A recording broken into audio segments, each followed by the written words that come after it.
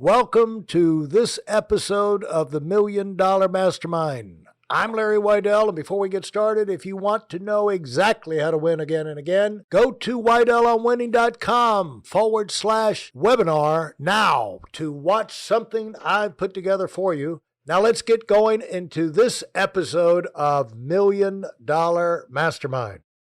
I'm back with Bill Orender, and we're doing an interview series. Bill has wanted to interview me for a long time, and I don't know why, but that's what we're doing now. So, Bill, welcome back, and I'm looking forward to your next question. You know, Larry, you built a business that's lasted basically without any. You don't have to pay much attention to it. It's been growing for 38 plus years. What are some of the foundational things that you think cause that to happen? That your people are continuing to grow on, that you created as the foundation for your growth and now their growth and their success? Well, I can't take any credit for what they do, but other than provide the example, and no, like when I came in, Bill, I came in, as you know, and with Bob Turley, and we were the number one organization. And it took me a long time to realize how that impacted me, or that set me up for expectations. But because Bob ran the top office, it was kind of in my mind that it wasn't unreasonable for me to do that when I got out. And so example is one thing. So we always, we were running at the top. We had a tremendous track record of doing it big, but they go through all of their ups and downs too. And so you can't take credit for it. But one thing that I did do as I got out of the day-to-day type operations, in terms of running the big umbrella thing, I did what you do. You run big rendezvous events where you can create things where they interact with each other, occasions for them to come. And then you have constant recognition. You have one thing, Bill, is the attitude that nothing good happens in my organization that I don't recognize, because for anything good to happen, somebody had to make an effort. And so, and personal recognition, you do that with not just awards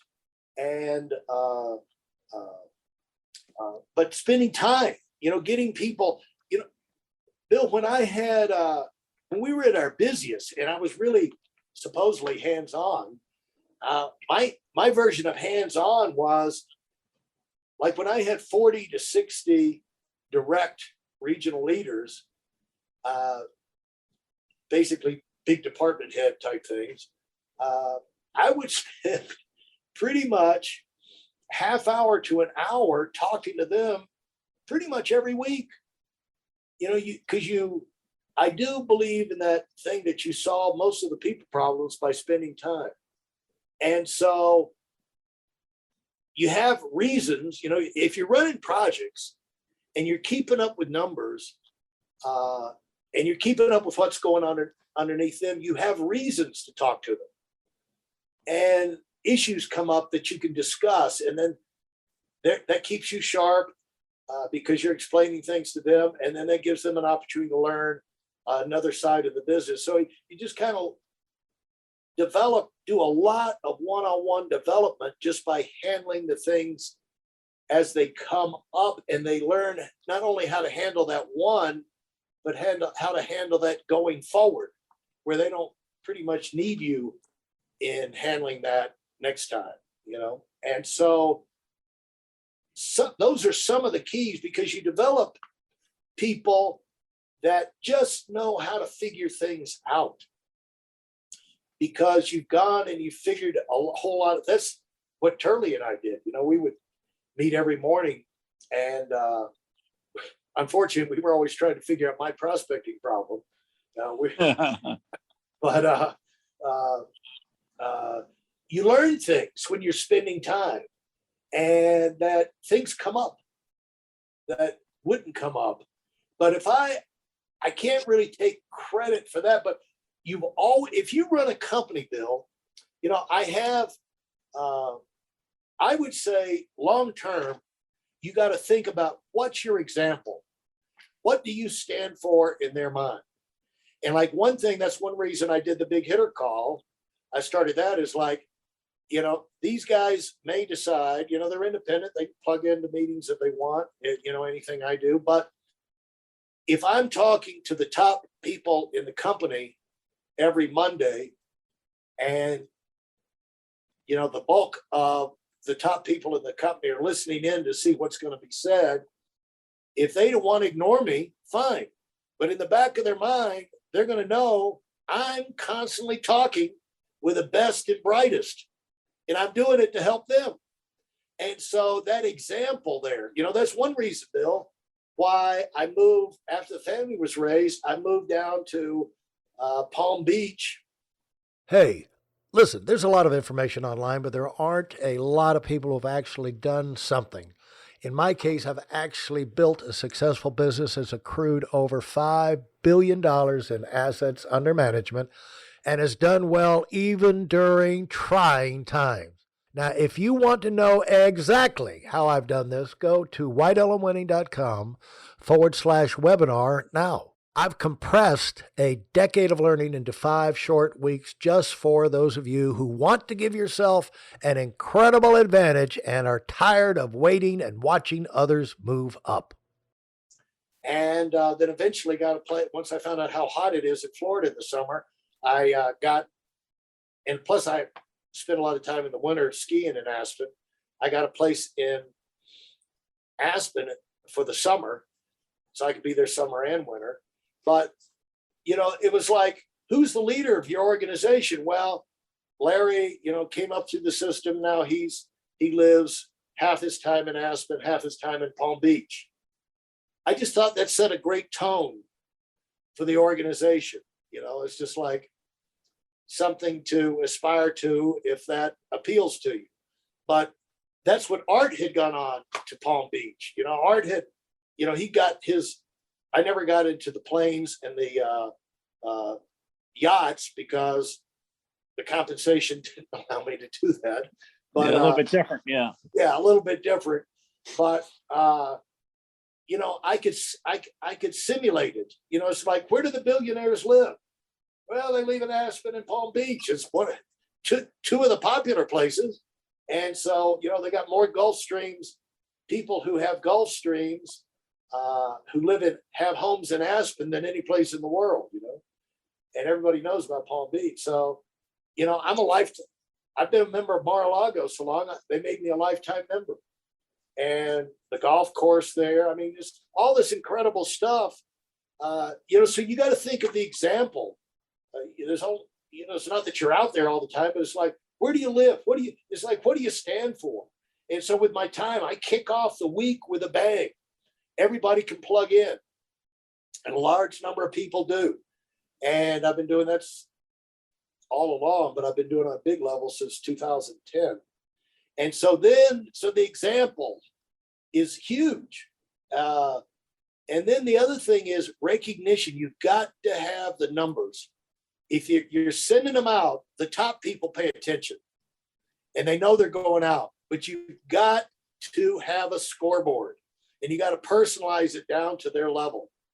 And as many recognition letters as you can do. You know, at one time I was sending out 800. I was signing. This is when I lost my ability to write my signature. I wrote 800. I probably did that 15 years. 800 congratulatory letters. Signed them every month. To let people know what they were doing was appreciated. And so I'd say recognition, uh, uh, accountability in terms of they always know someone's watching the numbers. And then the example you set are always key in terms of keeping your team unified and in the growth mindset. Those are things that come to me. Ask me some more questions. I might think of something else, but I can't take credit for what they do. You know, I can only take credit for what I do. And so those are the things that are important to me to provide that overall umbrella and image to our team as being a distinct element inside the company. You know? But also, Bill, that's, you know, the personal example is I've gone on to other things to kind of expand people's thinking. You know, that's what was behind the book. You know, as a way of getting information in their heads to a larger number of people that I could spend one-on-one time with. That was the book. And then the podcast is to help not is a way of giving back, but also expand the group of friends I have inside and outside of the company to help everybody grow. And, you know, I'm the biggest benefit from all of it because I have an excuse to talk to people like you and to keep growing myself. So, you know, that's what's behind the Million Dollar Mastermind podcast is, you know, Adam there's a funeral in Tennessee and the other side of the family. And he went back to see some of the relatives over there this past week, Bill. And sure enough, one of the mothers and sons, when it came up that I had a podcast, they had found it and they were listening to it. They didn't even know it was me. Oh, really? Yeah. And so, you know, you can reach out to a broader audience and but when your people seeing that kind of impact, but like, you know, I've always, you know, they see you moving forward and developing in your life because you do these other things and you learn things that you bring back to your business that keeps you, the main thing is keep your butt fresh. And so I do things to keep myself fresh because when I'm around them, they will know, you know, they'll just know, you know, otherwise I'll turn into a grumble button. They'll hear on the grapevine that Larry's grumbling about this and grumbling about that rather than fired up about this and fired. I'd rather hear Larry wrote a bestseller. Larry's got started a podcast. It's got over 200,000 downloads in the last year than, you know, Larry's over there grumbling about something the company's doing, you know. And I'm this week, I told you about the skin cancer in my lip. You know, you still have to live with your body.